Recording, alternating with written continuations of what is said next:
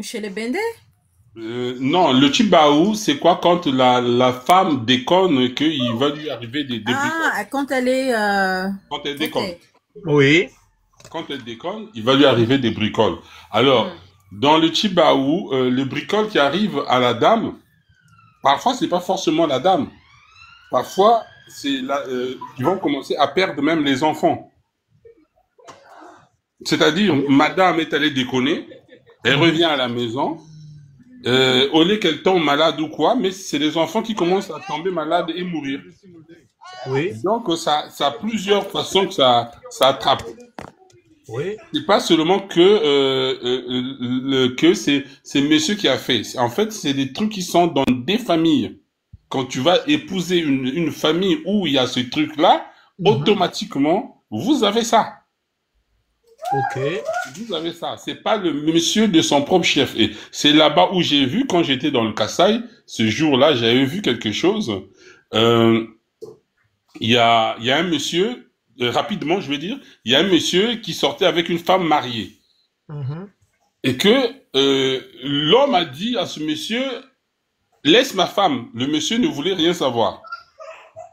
Et en plein 15 heures, je vous dis 15 heures, il y a eu 2 gouttes de pluie qui sont tombées et la foudre a cherché ce gars-là. Et ce jour-là, ce gars-là, il se trouvait où? À l'église. Donc il y avait du monde tout autour. Mais la foudre, quand elle est tombée, la foudre a attrapé que ce monsieur-là. Mhm. Pas les gens qui étaient à côté de lui. Vous savez, à l'église, on est mélangé. Mhm. On est mélangé. Donc, voilà. Donc, ce sont des rites, des pratiques. Donc, je voulais juste rebondir à ça pour ce moment dire que c'est pas forcément que c'est le monsieur qui va aller voir un féticheur pour le faire, mais ce sont des trucs qui sont dans des familles. Oui, ok, mon grand. Là, ça, c'est une précision, mais comme on l'a dit, il y a plusieurs sortes de pratiques comme ça, où on dit bikandu, ça fait partie aussi de chibao. Bikandu, Oui, oui, c'est ça. C'est kandika. ça. Donc, on Oui. protège l'homme. Qui dit homme, dit la famille du mari, va protéger la femme contre les adultères. Si vous allez Oui. en Tanzanie, Mozambique, la femme, la partie du bas de la femme va se transformer en bête. Hmm. Ça existe. Donc, Oui. Mhm. c'est une variante de Kuchibao. Ouais. Voilà. Bon. Voilà. Merci, Papa Guillaume. Je voulais juste apporter une précision par rapport à ça. Je voulais rebondir un peu sur les pasteurs. Vous Allons-y. savez, vous savez, beaucoup de pasteurs ne sont pas lettrés.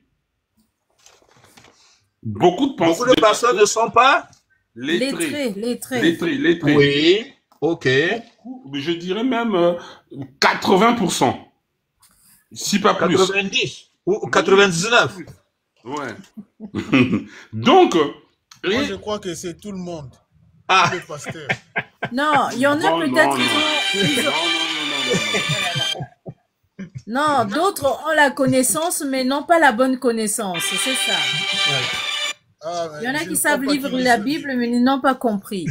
Je ne crois Non, pas. il dit là, non, les patrons, les pasteurs qui ne sont pas lettrés. Ça, c'est Il y en a... déjà Moi, un point. moi, je peux donner beaucoup de preuves Non, qui attendez prouvent qu'il qu'ils ne sont pas termine. lettrés. Attendez Attendez. qu'il termine. Monsieur, Monsieur Kimia, chacun son tour, s'il vous plaît.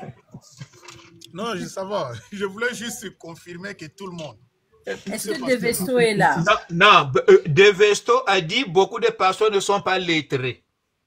Oui, mais il n'a pas Voilà. terminé. Voilà. C'est parce Donc, que là, laissez-le finir. à mon avis, il est occupé. Hmm. Voilà. Beaucoup de Voilà. pasteurs ne sont pas lettrés et beaucoup de ceux qui viennent aussi à l'église ne sont pas lettrés. Aussi. Et il y en a d'autres qui sont lettrés, mais ils ont ce qu'on appelle l'analphabétisme de retour. Ah, Hein? ah. Vous Ouais. allez voir, hein. Vous allez voir quelqu'un qui a fait économie, hein, et suivez bien l'aberration.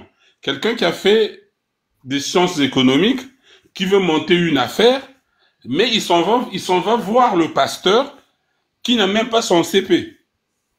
Il va demander conseil. Mais quel est ce conseil qu'il va lui donner? Lui déjà, même ces trucs-là, il connaît pas. Tu vois, c'est ça que j'appelle l'analphabétisme de retour. Mhm. Alors que la Bible nous parle aussi d'augmenter sa science, d'augmenter son intelligence, d'apprendre, d'être intelligent, de travailler. Mais donc il y a donc beaucoup. Vous avez parlé de Maman Olangui. Moi, franchement parlant, quand j'étais au Congo, j'attaquais cette dame-là.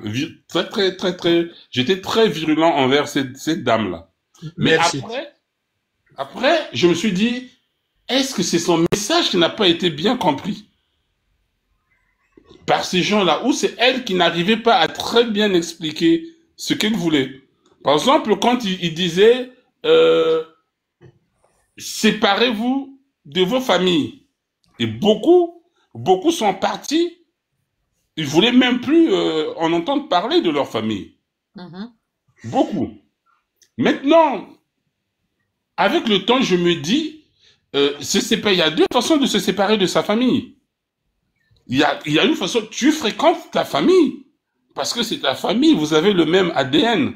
Mais tu fais de telle sorte que les traits de caractère de famille, que tu ne le fais pas. Par exemple, il y a des familles où les gens sont, entre guillemets, Bandumba, mais toi, tu ne le fais plus. Tu te sépares de ce que eux ils font, de ce que eux ils sont, mais tu continues à les fréquenter. Parce que le but de la parole de Dieu, c'est aussi, comme Josué l'avait dit, moi et ma maison, nous servirons l'Éternel. Donc si toi, tu penses que là où tu es, c'est là où est le salut, mais tu vas pas fuir ta famille. Au contraire, tu vas être avec ta famille, avec ta façon d'être, ton comportement, ton changement, et ça peut, parce que évangéliser, c'est pas seulement les mots, l'attitude, le caractère, le comportement, c'est aussi une façon d'évangéliser les gens. Mais c'est pas en fuyant les gens que tu vas les évangéliser. Donc là, moi, je pense que c'est un discours, déjà, beaucoup qui lisent la Bible, qui ne comprennent pas, parce qu'une fois, j'ai eu un débat avec quelqu'un qui n'arrivait même pas à comprendre quand on dit « Ève regarde son fruit », Ève regarde le fruit, il a pris son fruit, il en a mangé, mais les personnes, ils interprètent quoi? Ève a mangé son propre fruit. Donc, vous comprenez? Quand vous avez des gens comme ça là, un pasteur comme ça là, qui ne comprend pas seulement une phrase simple, mais qu'est-ce qu'il va donner aux gens? Mhm. Alors, c'est pour cela que j'aime bien les prêtres. Pourquoi Non, les prêtres plus que... non, j'aime bien les prêtres. Pourquoi? Parce que les prêtres passent par l'école. Les prêtres, ils étudient. Les prêtres, ils vont pas vous sortir des versets à l'emporte-pièce. Je ne veux pas dire ce qu'ils font derrière là-bas. Ce qu'ils font derrière là-bas. Certains pasteurs aussi passent par l'école. Oui, mais pas tous. Voilà pourquoi j'ai dit. Faut demander, hein. Beaucoup ne sont pas lettrés. Voilà pourquoi j'ai dit ça. C'est pour ça qu'il y a beaucoup d'abus. Un seul mot qui ne comprend pas, par exemple, séduction dont on a parlé là, s'il ne comprend pas ce que veut dire séduire, et que séduire est dans une phrase, comment il va prêcher ça aux gens? Il va leur dire quoi? Une fois, je vais terminer par là. Une fois, j'étais en train d'échanger avec quelqu'un qui dit, le père de Saül dit à Saül, tu es pervers. Et lui, il interprète ça à la perversion sexuelle.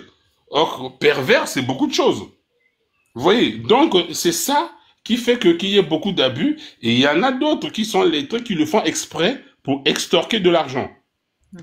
Hein, ils savent ce qu'ils font pour extorquer de l'argent, mais il y a d'autres, ils comprennent rien.